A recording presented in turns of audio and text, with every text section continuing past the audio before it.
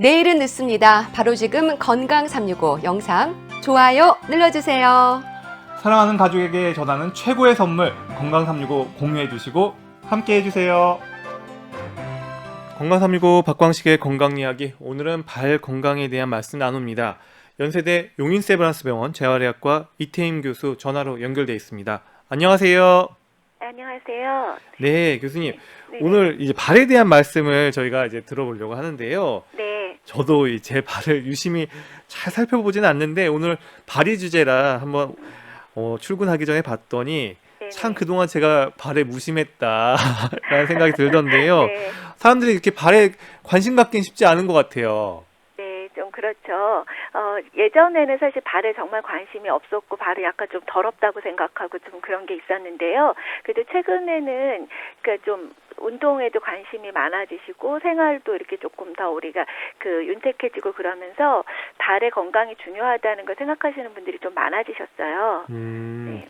이 발이라고 하면 그저 그냥 발 어떤 그 형태로만 여기지 네네. 발 안에 뭐가 있고 발이 어떻게 작동하고 동작하는지는 사실은 잘 관심도 없고 네, 그랬던 것 그렇죠. 같은데 결국 네네. 문제가 생겨서야 그때서야 이제 발을 들여다보는 것 같은데요. 네네. 사실 뼈, 인대, 힘줄, 근육, 혈관까지 사실 아주 복잡한 구조라고 들었는데 이게 맞습니까? 네, 맞습니다. 실제 우리 발에 뼈가 몇 개 있는지 아세요? 우리 몸 전체에 있는 뼈가 한 206개 정도 있다고 예, 예. 보거든요. 근데 그 중에 한쪽 발에 뼈가 26개씩 있어요. 아하. 그러니까 양쪽을 합치면 52개죠?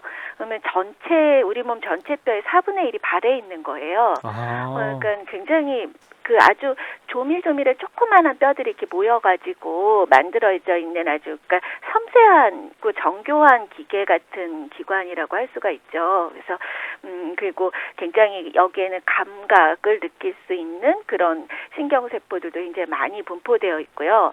그래서 우리가 이제 잘 서 있고 걷고 뛰고 움직일 수 있는데 굉장히 중요한 역할을 하는 아주 섬세한 기계? 그렇게 생각할 수 있을 것 같아요. 네. 그러면 이렇게 뼈가 네. 26개, 26개씩 해서 52개가 있는데 네. 그러면 이 뼈가 뼈만으로 존재하진 않고 뼈를 네, 갖다가 그렇죠. 붙들어주고 있는 인대, 인대. 힘줄, 네. 근육 이런 것들도 복잡하게 연결돼 있을 거라고 생각이 되는데 네네. 교수님께서 보시기에 이 발에 있어서 이런 각 뼈들이 다 그러면 인대로 다 붙어 있는 건가요? 네, 각각의 뼈들이 전부 잘 이렇게 위치를 유지하고 움직일 때 적당한 움직임을 이렇게 제어하기 위해서 인대가 아주 굉장히 인대가 한 100개 이상의 인대가 이렇게 다 거기를 지지해주고 있고요. 또 그런 것들이 이제 또 관절을 이루고 있는데 관절도 한 30개 이상의 관절이 있고 그런 것들이 잘 움직일 수 있게 하기 위해서 근육이 우리가 동적인 움직임을 제어하는 역할을 하기 때문에 그런 것들이 전부 다 같이 이렇게 조화롭게 움직이는 것을 관장을 하고 있죠. 네. 인대만 100개가 넘는다. 와, 네. 정말 발 안에 정말 복잡한 구조물들이 들어있다는 생각이 드는데요. 네네. 발 모양에 대해서 좀 의문일 것 같기도 한데 질문 드려볼게요. 네네. 엄지발가락이 이렇게 좀 크잖아요. 네네. 그 이유가 있나요? 네, 아마 다 이유가 있겠죠. 조직해서 만드셨을 때는. 네. 정확한 그 이유는 제가 잘 모르는데 엄지발가락 역할은 굉장히 중요해요. 우리가 걸을 때요. 발을 이제 뒤꿈치부터 발을 디디지만 앞으로 몸이 이렇게 이동해서 나갈 때 제일 마지막 과정에서 엄지발가락이 이렇게 바닥을 탁 밀어주는 역할을 해야 되거든요. 네. 그때 엄지발가락 관절이 충분히 이렇게 구부러지는 움직임이 있어야 또 앞으로 나갈 수 있는 추진력도 생기고 그렇게 됩니다. 그래서 걸을 때도 굉장히 중요하고 또 우리가 그냥 정적으로 서 있을 때도 우리 몸이 이렇게 산발이 형태로 바닥이 이렇게 균형을 잘 이루어야 되거든요. 네. 뒤꿈치 뼈가 한쪽의 축이라면 여기 이제 섰을 때 발의 중족골도 있는 부분에 안쪽과 바깥쪽 이렇게 세 개의 산발의 축을 이뤄가지고 또 네. 균형을 잘 잡고 서 있어야 되고요. 그래서 여러 가지 네네, 역할들, 중요한. 그러니까 만약 네. 엄지발가락이 손상됐을 땐 결국 이런 기능들을 할 수가 없겠네요. 네, 우리 몸에 이렇게 체중을 앞으로 밀어주는 어떤 지렛대 역할도 잘 하기가 어렵다고 볼 수 있죠. 네. 그러면은 발꿈치는 어떻습니까? 발꿈치 또 우리가 이제 처음에 발을 디딜 때 뒤꿈치를부터 이렇게 바닥이 닿잖아요. 네네. 그리고 또 서 있을 때 무게 중심도 그 발목 이제 거기에서 이렇게 딱 지탱을 해주는 역할을 하기 때문에 중심을 잡는데 굉장히 중요하고 사실 우리 몸에서 중요하지 않은 기관은 거의 없는 것 같아요. 네, 다 역할이 그에 맞고 있는 역할들이 다 있기 때문에요. 네. 그러면 이제 우리가 발꿈치를 얘기할 때 아킬레스건, 뭐 아킬레스 힘줄 얘기하는데요. 네. 이 어떤 역할을 하는 거죠, 이거는요? 그 아킬레스건은 우리 그 장단지 근육을 보면은 크게 이제 비복근, 가자미근 두 개가 있거든요. 네. 그 두 개의 근육의 힘줄이 하나로 모여가지고 그 발 뒤꿈치뼈에 가서 이렇게 딱 연결돼서 붙게 되는데 그 하나로 모인 그 힘줄을 아킬레스건이라고 해요. 네. 그래서 이게 이제 그 두 개 비복근과 가자미근의 그 두 개의 힘줄이 이렇게 그 나사 모양으로 이렇게 꼬여서 이렇게 그 발꿈치뼈에 붙게 되거든요. 네. 그러다 보니까 얘네들이 이렇게 굉장히 강한 힘을 낼 수가 있어요. 그래서 우리가 이 아킬레스건이 이렇게 몸을 우리가 아까 이렇게 앞으로 걸어 나갈 때 그 추진력을 제공하는데 굉장히 중요한 역할을 하고요. 그 힘도 굉장히 세서 그러니까 우리가 그 뛸 때는 우리 몸 체중의 한 9배에서 10배까지의 부하를 아킬레스건이 견딜 수가 있어요. 그래서 굉장히 강한 힘줄이죠. 네. 그렇군요. 그러면 일단은 발에 있어서 사실 인대가 끊어졌다거나 인대가 손상이 됐다 할 때는 주로 이 아킬레스건을 얘기하는 건가요? 아니요. 우리가 이제 스포츠 인저리에서 네. 가장 많이 다치는 건 이제 발목 인대 손상이라고 하잖아요. 네네. 그 인대 손상은 그쪽에 그 발목의 그 외측에 있는 인대, 그러니까 손상이 되는 거고요. 이건 이제 힘줄인데 아킬레스건 힘줄도 굉장히 많이 다치거든요. 네. 근데 이거는 어쩌다 갑자기 한순간에 딱 파열이 되는 경우도 있지만은요.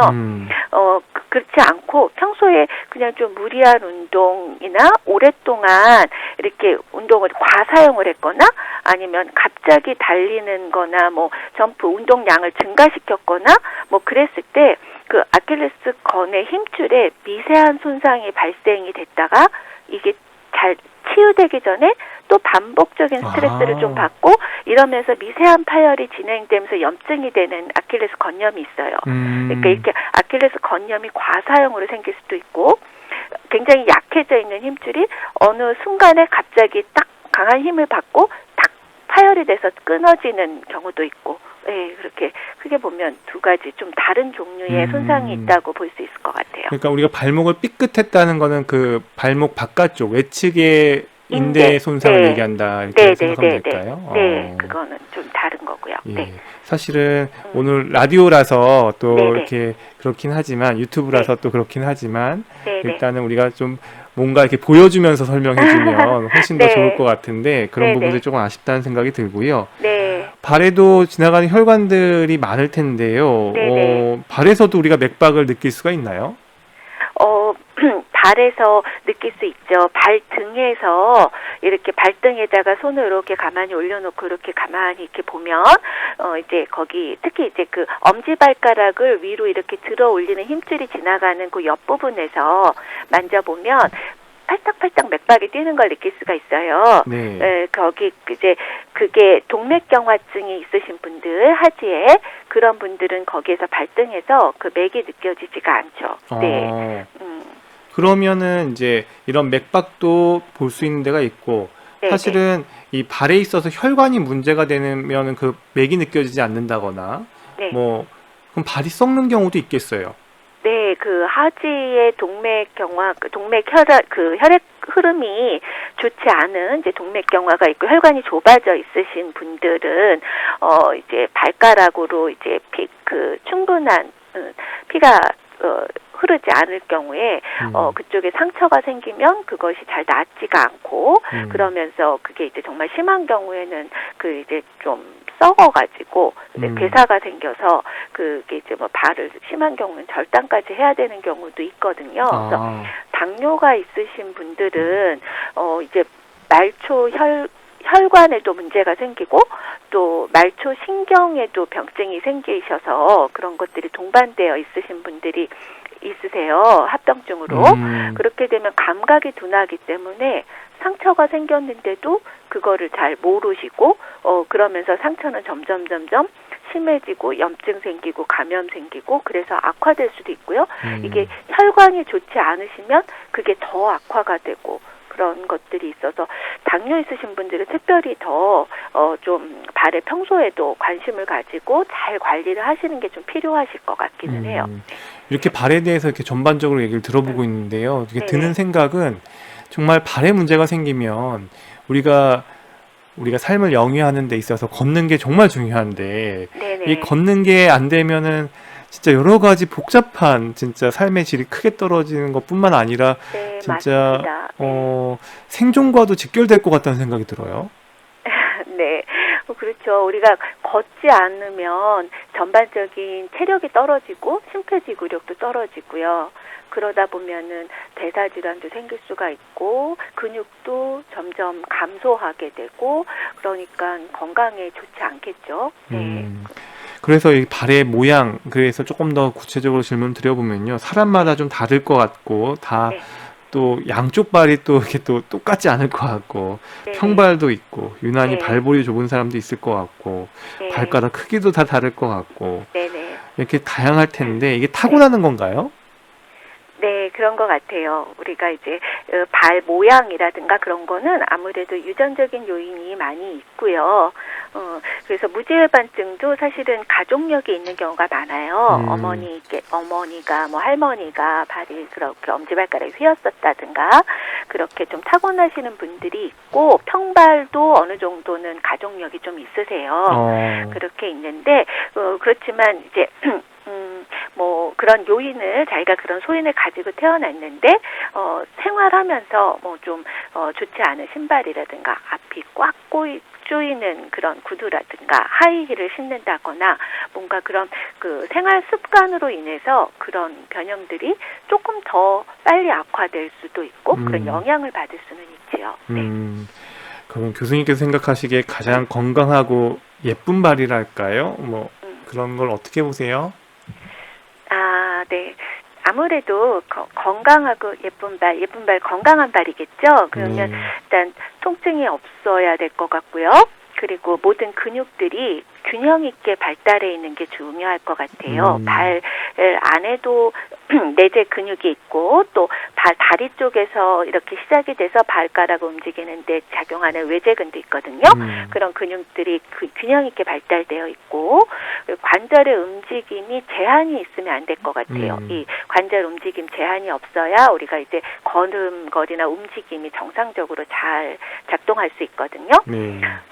그리고 서 있을 때 무게 중심이 체중이 고르게 분산되어서 치우침이 없고 발바닥에 어느 한쪽으로 압력이 그 국소적으로 증가되어 있는 그런 것이 없으려면 일단 뒤꿈치가 뒤에서 딱 봐서 섰을 때 어느 정도 바닥 지면에서 이렇게 수직으로 뒤꿈치가 중앙에 이렇게 딱 서 있는 상태가 정렬이 잘 그려져요. 맞는 상태라고 보거든요. 네. 그러니까 그렇게 이제 발에 정렬이 잘 맞는 상태가 아무래도 기능적으로 유리한 점이 많고요. 네. 그렇게 생각합니다. 일단 통증이 없다는 거, 그리고 네. 각 근육들도 골고루 잘 발달돼 있다는 거, 네. 그리고 정렬 상태가 바로 서져 있다는 거. 네. 그리고 관절의 움직임에 제한이 없어야 하고요. 네.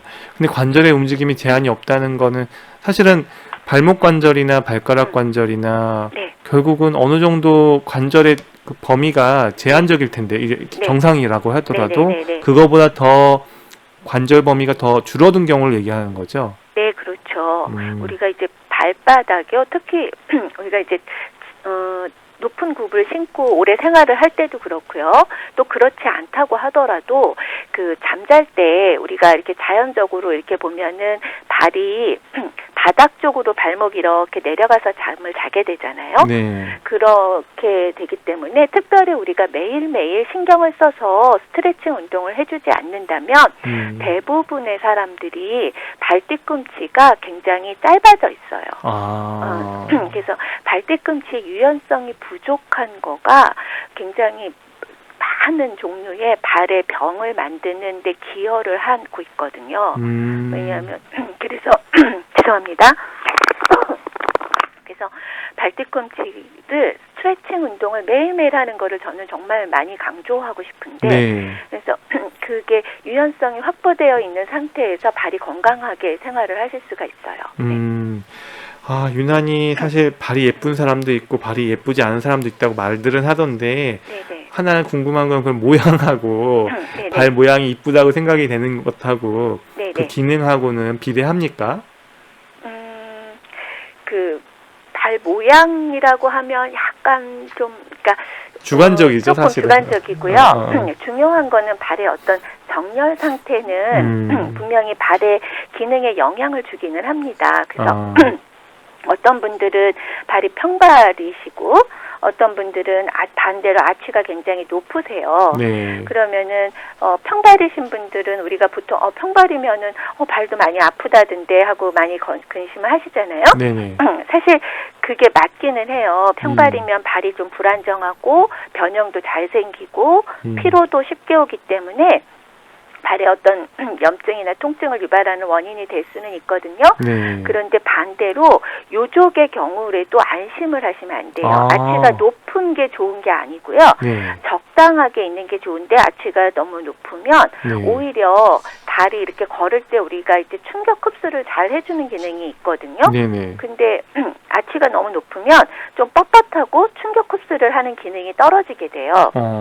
그렇게 되니까 아킬레스 건염이나 족저근막염이 생겼을 때 이게 더 잘 낫지 않고 오랫동안 고생하시는 분들이 많이 있습니다. 그리고 또 이제 아치가 높은 분들은 또 좀 삐끗삐끗 발을 잘 좀 삐시는 경향들이 좀 있으세요. 그래서 그런 경우도 좀 그거를 잘 관리를 해서 조절을 해주시는 게 좀 필요하기는 하고요. 네. 이제 발의 정렬 상태가 이제 아주 좋지 않은 상태로 뭐 무리한 운동을 하거나 오랫동안 하게 되는 경우에는 이게 뭐 발의 문제를 떠나서 무릎의 통증을 더 유발할 수가 있다거나 뭐 고관절이나 뭐 허리 쪽에도 좀 통증을 유발하는 경우가 종종 있기는 합니다. 네. 건강365는 KBS 홈페이지와 유튜브 그리고 팟캐스트로도 서비스됩니다. 발 건강에 대해서 알아보고 있습니다. 연세대 용인세브란스병원 재활의학과의 이태임 교수님과 함께합니다. 교수님, 그 발바닥에서 이 족저를 얘기하는 건데요. 네네. 우리가 이제 오늘 조금 더 깊이 알아볼 게 족저근막인데요. 네네. 이건 어떻게 좀 쉽게 설명할 수 있을까요? 발 뒤꿈치 뼈에서 시작을 하는 이게 족저근막이 아주 질긴 그런 강한 인대 같은 조직인데요. 네. 그러니까 결합 조직이죠. 그게 이제 발 뒤꿈치 뼈에서부터 시작을 해서 그게 쭉 발바닥을 타고 가서 앞에 이제 중족골도 있는데 피부 쪽까지 이렇게 쭉 연결이 되는 4개의 갈래로 이렇게 벌어지면서 지지하고 있는 인대거든요. 그래서 이게 이제 우리 아치를 걸을 때 아치를 유지하게 해주고 설 때 이제 굉장히 중요한 역할을 해주는 족저근막이 있습니다. 네.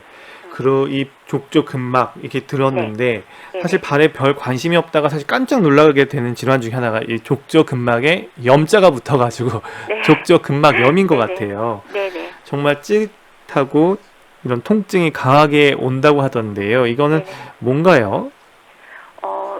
주로는 족저근막이 발뒤꿈치 뼈에서부터 시작을 하거든요. 안쪽에서. 그쪽에서 가장 염증이 많이 생기게 되는데요. 그렇게 되면 굉장히 특징적인 증상이 있어요. 대개는 아침에 일어나서 처음 발을 디디려고 할 때 뒤꿈치가 좀 아프신 거예요.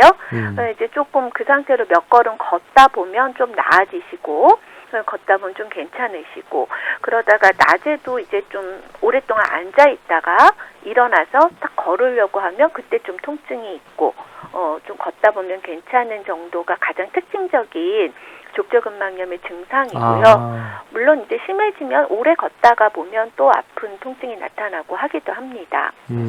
대부분 눌러보면 심하게 아픈 그 통증 부위가 있어요. 네. 거기가 이제 발바닥에서 그 뒤꿈치뼈에서 안쪽, 바깥쪽이 아니라 안쪽에서 이렇게 눌러보면 거기가 탁 아픈 자리가 있거든요. 거기가 해부학적으로는 종골의 내측 결절이라고 하는 뼈 부위인데, 그렇죠. 거기가 족저근막이 딱 그 시작하는 부위예요. 그래서 거기에 딱 통증이 있고 그쪽에 생기는 염증이시죠. 주로 아침에 증상이 나타난다는 거는 왜 그런 건가요? 뭐 자고 일어나서 첫 발을 디뎠을 때 이제 전기자극처럼 강한 통증이 온다고 얘기하던데요. 그 전기자극하고는 조금 다르고요. 그냥 약간 좀 뻐근한 통증인데요. 뻐근하고 이렇게 그렇게 아픈 건데, 이게 아무래도 자는 동안 아까도 이렇게 발목이 아래로 이렇게 쭉 내려져서 자기 때문에 조금 이렇게 짧아져 있는 상태로 있다가 이제 좀 걸으려고 할 때 그게 이렇게 쭉 그 스트레치 되면서 그러면서 염증 부위에 통증을 느낀다고 생각하고 있어요. 그러면 이 통증은 발 뒤꿈치로 전해지는 건가요? 그러니까 염증의 정도에 따라 증상도 달라지는 건지도 궁금합니다. 아무래도 염증의 정도에 따라 증상이 달라질 거고요. 근데 사실은 이 발바닥에서 발뒤꿈치 후족부 통증은 원인이 족저근막염 말고도 사실 굉장히 많거든요. 그런데 이제 그 부분을 잘 구별해서 사실 치료를 해야 되는데, 대부분 이제 발바닥이 아프면 다 족저근막염이거니라고 생각하시는 분들이 많이 있으세요. 네. 근데 그 족저근막에 염증이 생기는 경우도 있지만 족저근막에 염증은 없는데 그냥 발바닥에 있는 지방 패드가 너무 얇아져서 위축이 돼서 그가 쿠션 역할을 잘 못해주기 때문에 생기는 통증도 있고요. 네. 그리고 또 그쪽에 이제 글로 지나가는 즉 신경이 거기서 이렇게 압박이 돼서 생기는 통증도 있고요. 또 그쪽에도 이제 건염이나 다른 이유로 인해서 생기는 통증들도 있기 때문에 사실 그거를 그 증상을 잘 보고 진찰을 해서 이제 구별을 하는 게 좀 중요하다고 생각을 합니다. 그러니까 발 뒤꿈치 쪽에 이렇게 올 수 있는 질환들이 다양하게 있기 때문에 그러니까 다 주변에서 얘기한다고 해서 족저근막염으로 이렇게 혼자 자가 진단하고 하면은 좀 안 되겠네요. 네네, 맞아요. 자세히 파악해 보면 증상도 좀 차이가 있고 진찰 소견도 다르고, 그런데 그런 부분들을 일반적으로는 그냥 아침에 아프면 다 족저근막염이라고 생각하시면 좀 오진을 하게 되는 경우가 좀 있어요. 네. 그러면 족저근막염 원인은 뭔가요? 뭐 어느 날 갑자기 오는 거여기만 한 건지 만성적으로 오는 경우도 있는 건지도 궁금한데요. 대부분은 서서히 진행을 하는 경우가 많습니다. 그래서 이쪽에 이렇게 조금 축적된 스트레스가 이제 반복되면서 이제 미세 손상이 생기는 것들이 잘 낫지 않고, 그러면서 점점 그게 만성적으로 염증이 진행이 되는 경우가 많은데요. 네. 제일 잘 알려진 위험 인자는 이게 그러니까 중년의 여자분들한테서 훨씬 많이 생기거든요. 네네. 그리고 좀 체중이 조금 많이 나가시는 분들. 그래서 우리가 이제 그 체질량 지수가 한 25 이상이면 좀 위험이 더 높아진다고 보고요. 네네. 그리고 또 오랫동안 서 계시는 분들, 많이 걸으시는 분들. 그런 분들이 좀 아무래도 좀 더 생길 위험이 높고요. 네. 그리고 중요한 거는 아까도 말씀드렸듯이 발 뒤꿈치의 유연성이 떨어져 있으신 분들. 왜냐하면 발 뒤꿈치가 유연성이 아주 좋아야 되는데 유연성이 조금만 떨어져 있어도 우리가 이렇게 걸을 때요, 우리가 발목에 이렇게 발등 쪽으로 이렇게 올라가는 각도가 10도 이상은 나와야 되는데 그게 안 나오면 걸을 때 발이 좀 더 평발처럼 움직이게 되고 족저근막의 스트레스도 더 증가하게 되거든요. 그래서 염증이 더 많이 생길 수가 있어요. 교수님 방금 얘기하신 것 중에 제가 조금 이해가 안 가는 부분이 10도를 얘기하셨는데 어떤 네네. 각도, 그러니까 발목에 발목이 발등 쪽으로 네. 움직이는 각도인데요. 아, 네, 발목을 그거 약간 우리가 이렇게, 그러니까 한마디로 머리 이렇게 쪽으로, 머리 예. 쪽으로 이렇게 그리고 발가락을 발등은- 갖다가 이렇게 좀 당기듯이 네. 앉았을 때 이렇게 우리가 네, 신발을 갖다가 이렇게 발을 갖다가 발등 쪽으로 발등 쪽으로 움직이는데 움직이는 게 그때 중요한 거는 무릎을 쭉 편 상태에서요. 무릎을 쭉 편 상태에서 예. 10도. 네, 무릎을 굽히면 더 많이 올라가거든요. 네. 그래서 무릎을 쭉 편 상태에서 그냥 자기 힘으로 쭉 올렸을 때 이렇게 밑에서 미는 게 아니고요.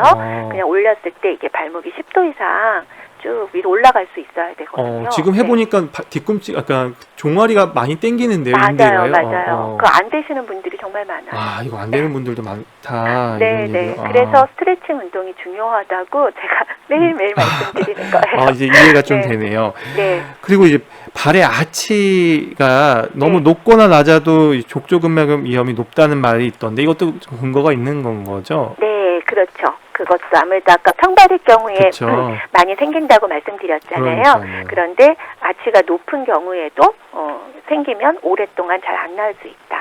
네, 그렇게 말씀드릴 수 있어요. 그리고 또 하나 궁금한 거는 다리 길이가 이렇게 차이가 실제로 사람들이 다 나는 건가요? 왜 제가 물어보는 게 네. 이런 게 발 뒤꿈치가 돌아가는 변형하고 연결돼서 이 족저근막염의 또 이유가 될 수 있는 건지 궁금합니다.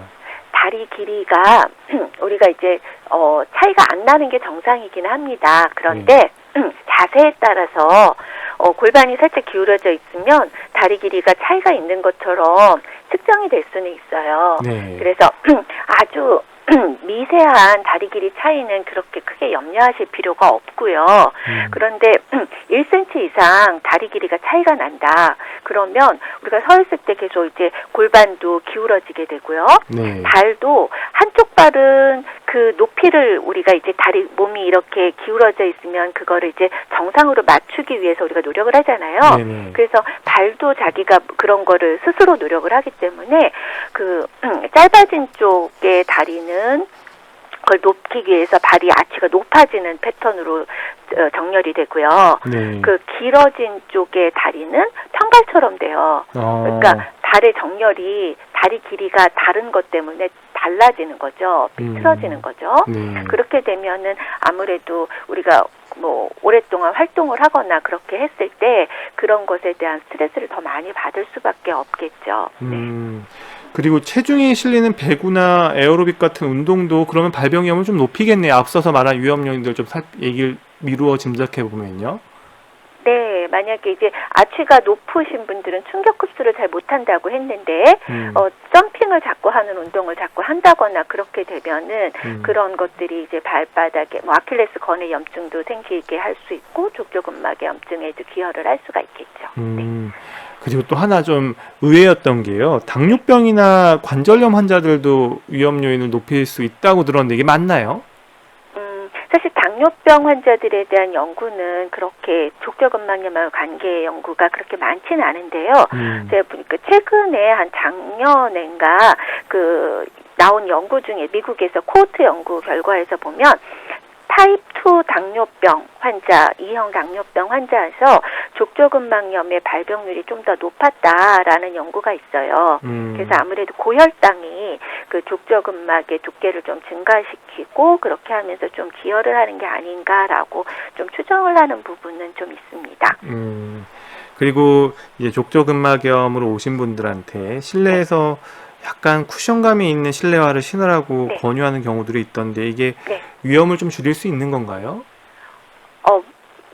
아무래도 딱딱한 바닥에 계속 노출이 되는 거는 발바닥에 지방 패드나 이런 데도 좀 지방 패드가 충분히 쿠션 역할을 잘 하시는 분들은 사실 견딜 수가 있는데요. 네. 나이가 들면서 그런 것에 기능이 좀 떨어지고 위축이 되고 그러면은 실내화를 신어서 좀 쿠션을 보강을 해주는 것이 보호할 수 있고 또 염증이 있으신 분들도 증상을 좀 경감시키는 데 도움은 되실 것 같습니다. 족저근막염 진단은 신체 검진으로 하는 경우가 많다 뭐 이런 얘기도 있던데요.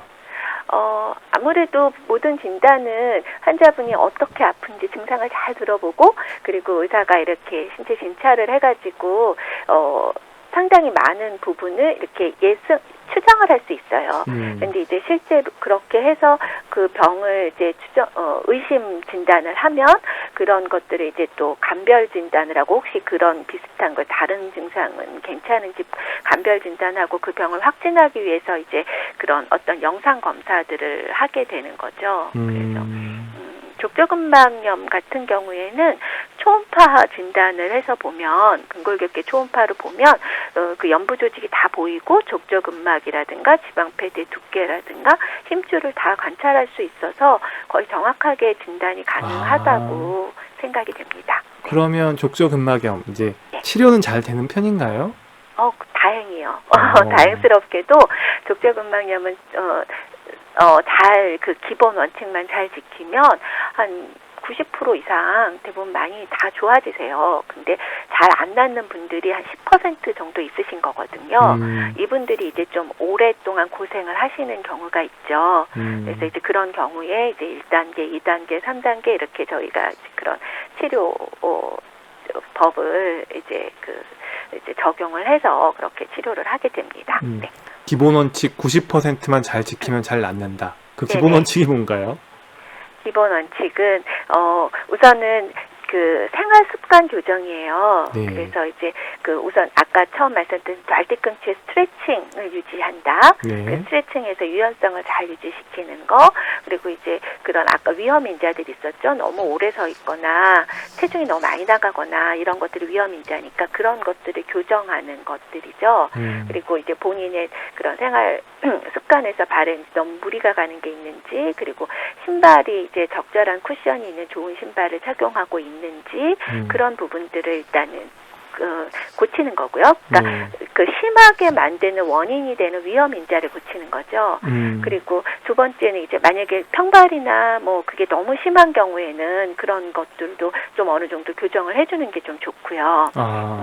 그런 다음에 이제 염증을 치료하기 위해서는 초기에는 이제 뭐 소염 진통제나 약을 먹는 것도 좀 도움이 되고요. 그런 정도로 해서 하면 정말 많은 부분들이 거기에서 이제 좋아지세요. 좋아지시고 잘 좋아지는데 그렇게 해도 잘 좋아지지가 않는다. 한 달 정도 치료를 그렇게 다 기본 원칙을 다 지키고 했는데도 좋아지지가 않는다. 그러면은 그때 이제 뭐 주사 치료를 할 수도 있고 뭐 또 다른 추가적인 치료를 할 수도 있는 거죠. 네. 그러면 주사 치료나 추가적인 치료 결국은 잘 안 될 때 나머지 좀 10%에 대한 해당되는 얘기일 텐데 네. 그러면 주사 치료나 뭐 이런 것들을 하면은 좀 도움이 됩니까?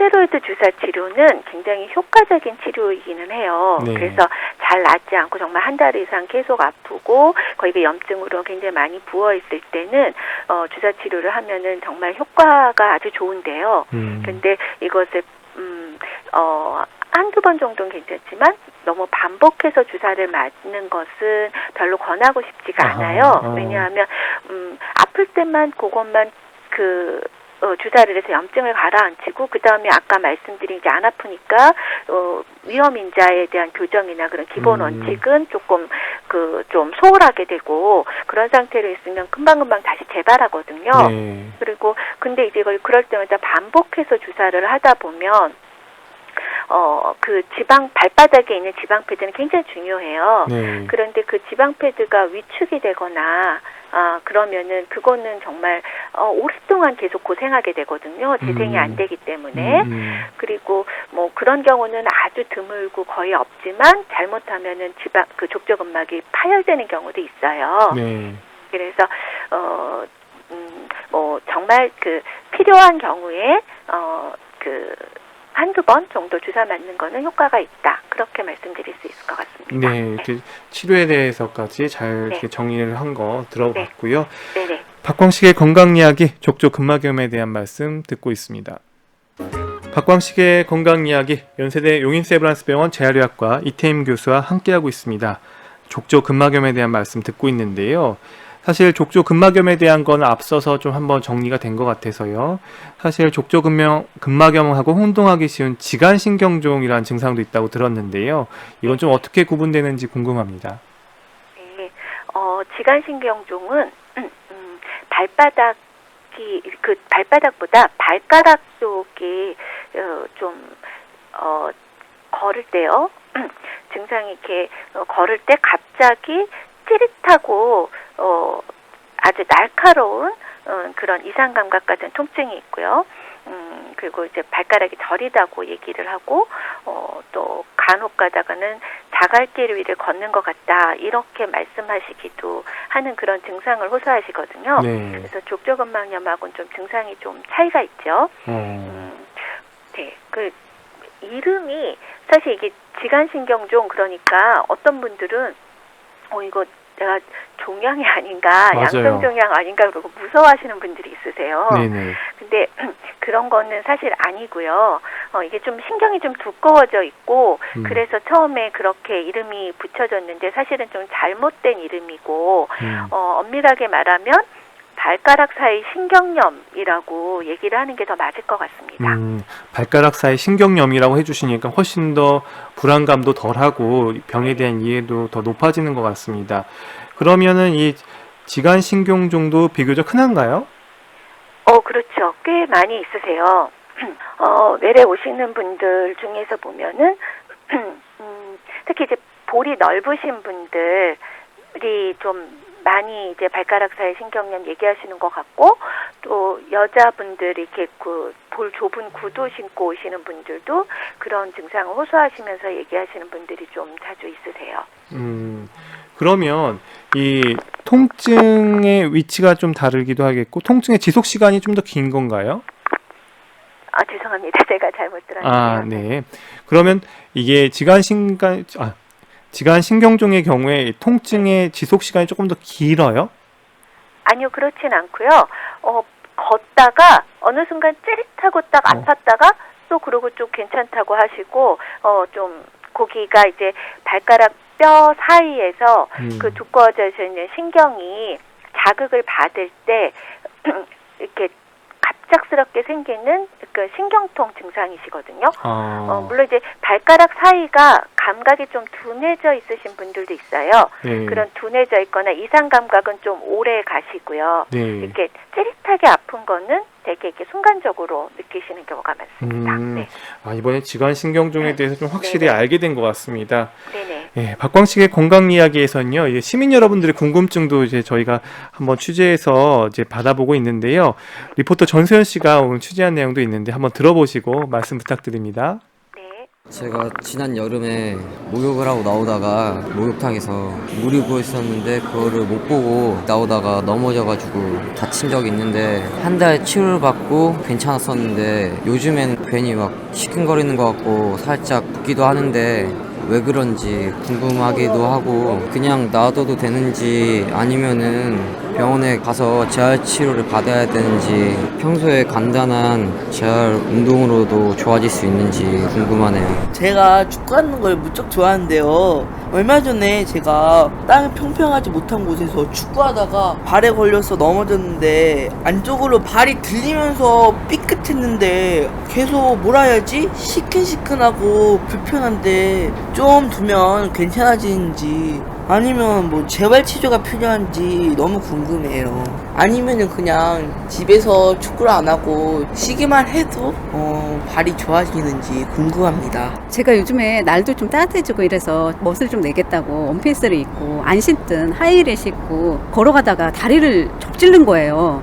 근데 이게 처음에는 좀 괜찮다 싶었는데 이게 갈수록 통증도 심해지고 너무 많이 아프더라고요. 그래서 제가 찜질도 좀 많이 하고 뭐 그랬는데 이게 하루 이틀 지나면 좀 나았을 줄 알았는데 점점 더 심해지더라고요. 그래서 이게 냉찜질을 해야 되는데 온찜질을 한 건지 아니면 뭐 이게 다른 뭐 테이핑 방법을 써야 되는 건지 아니면 병원에 가서 재활 치료를 받아야 되는 건지 어떤 방법으로 좀 치료를 하는 게 좋은 건지 궁금합니다. 네, 여러 가지 질문을 주셨습니다. 뭐 교수님 잘 아시잖아요. 여자니까 뭐 하이힐 신고 싶은 마음 있잖아요. 날도 좋아져서. 네. 그러다 보니까 좀 멋부리고 이제 싶은 마음이 드는 거죠.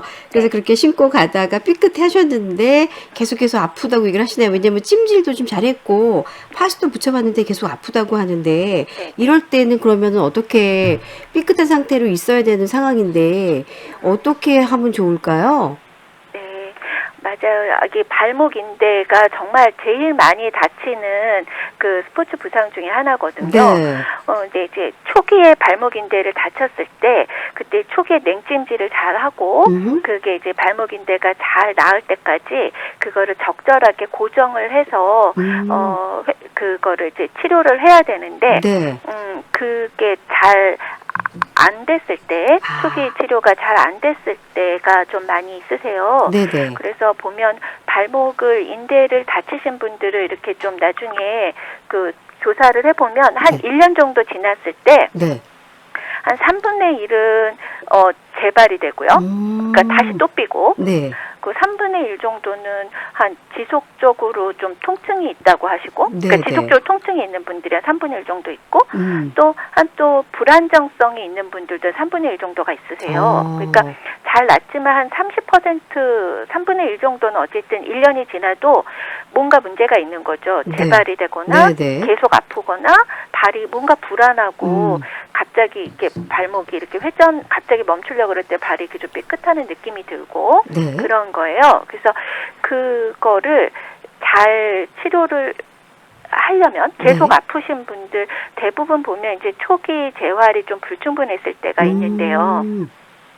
발목이 계속 관절 운동이 완전히 회복이 안 되고 조금 제한돼 있는 상태에서 그쪽에 아직 염증이 남아 있는 분들이 있거나 네네. 또는 이제 발의 균형 감각이 이 발목 인대는 우리가 서 있을 때 균형을 유지하는 데 굉장히 중요한 그런 감각 센서를 제공하거든요. 네.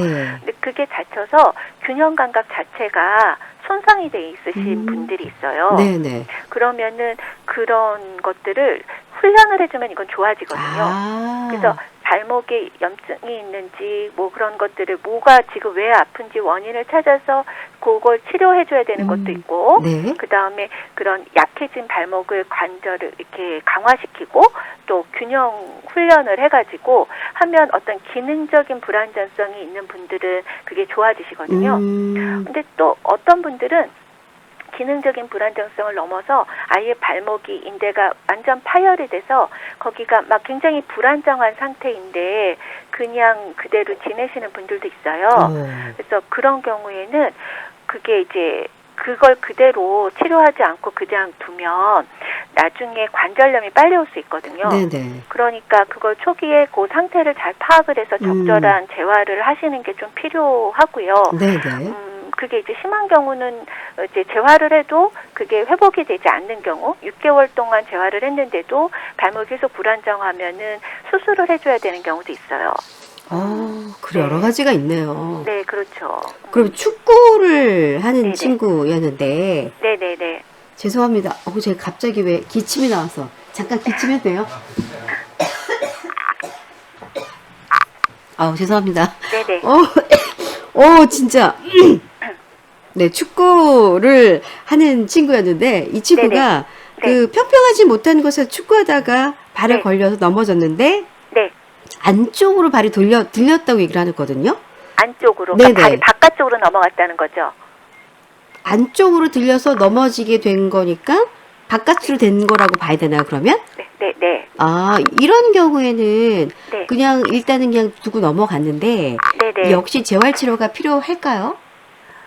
그렇죠. 초기에 그 이제 발목이 인대가 처음에 이렇게 삐끗하고 넘어갔을 때 그때 초기에 이제 부종을 붙지 않게 부종 조절을 잘하고 네. 그 다음에 그의 적절한 인대 손상 정도가 그냥 미세한 파열만 있는 상태인지 아니면 부분 파열이 있는지 완전 파열이 있는지 그런 것들을 이렇게 초음파 진단을 해보면 정확하게 그 진단을 할 수가 있거든요. 네네. 그래서 그 상태에 맞는 적절한 보조기를 착용을 해서 거기를 이렇게 잘 고정을 해줘야 회복이 잘 됩니다. 네. 만약에 이렇게 재활 치료를 제대로 안 하고 그냥 두는 경우에는 네네. 뭐 축구를 완전히 할 수 없는 상황이 될 수도 있는 건지 아니면 이게 심해져서 또 악화될 수도 있는 건지 아니면 두면 조금 축구만 안 해도 좀 좋아질 수 있는지 이런 것도 좀 생각해 볼 수 있지 않을까요?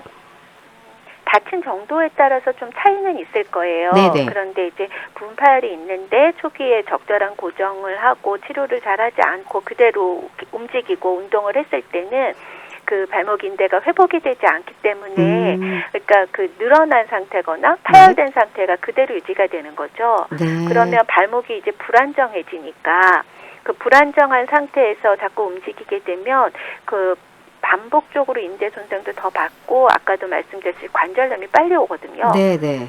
그러니까 그거는 좀 좋지 않은 접근인 것 방법이네요. 같아요. 그렇군요. 네. 네. 이렇게 그 시민 여러분들의 궁금증에 대한 답변 들어봤는데요. 리포터 정선우 씨 고맙습니다. 네, 감사합니다. 네, 교수님 네네. 많은 얘기들을 해주셨고 저희가 네. 깨알 같은 조언들을 이렇게 해주셨는데요. 네. 오늘 시간이 거의 이제 마무리할 단계가 돼서 마지막으로 당부하고 싶은 말씀 부탁드립니다. 네. 저는 사실 이제 제일 중요한 것 중에 하나가 굉장히 많은 발의 병들이 좋지 않은 신발, 특히 이제 본인 발의 사이즈에 맞지 않는 작은 신발을 신었을 때 생길 수 있다고 생각하고 있어요. 이런 것들 증거도 많이 있고요. 그래서 그 모양만 생각하지 마시고 본인의 발의 사이즈에 잘 맞는 신발을 골라서 착용하시는 것을 권해드리고 싶고요. 네. 특히 우리나라의 신발이 발에 길이는 사이즈가 있지만 볼 사이즈가 없거든요. 네. 그래서 볼이 좁은 신발을 신는 것이 좀 발 건강에는 굉장히 좋지가 않아요. 네. 그래서 발의 볼과 길이를 다 고려해서 꽉 끼지 않은 당신의 발에 딱 맞는 신발을 잘 골라서 착용하시면은 좋겠다 하는 당부 말씀을 드리고 싶습니다. 네, 지금까지 연세대 용인세브란스 병원 재활의학과의 이태인 교수님 오늘 말씀 고맙습니다. 네, 감사합니다.